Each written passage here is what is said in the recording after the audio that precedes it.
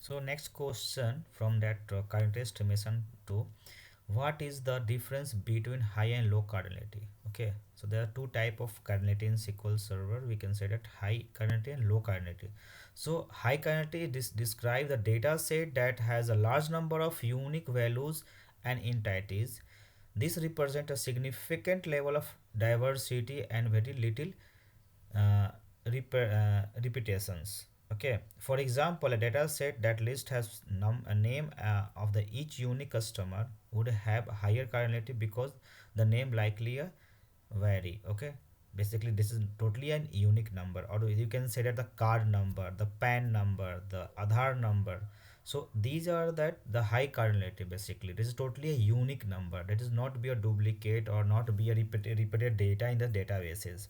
Okay, so this is a high cardinality, we can say that. Okay, coming to the next, that is low cardinality. It refers to a data set that has a large quantity of the same value entries, means duplicate entries, number of duplicate entries in a table.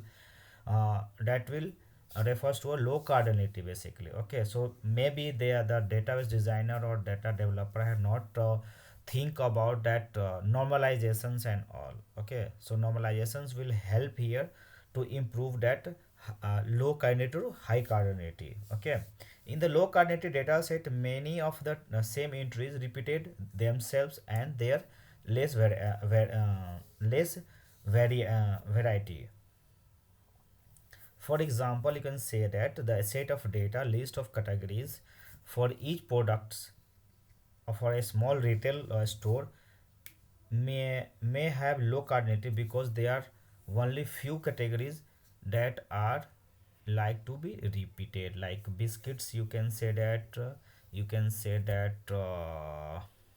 cold drinks, soft drinks, you can say that. So they are repeated data. Okay, so here is the basic difference between high cardinality and low cardinality. So low cardinality, definitely you have impact the performance of the database, that is go for the repeated read or something like that. Okay, so hope you like that answer. Thank you for watching.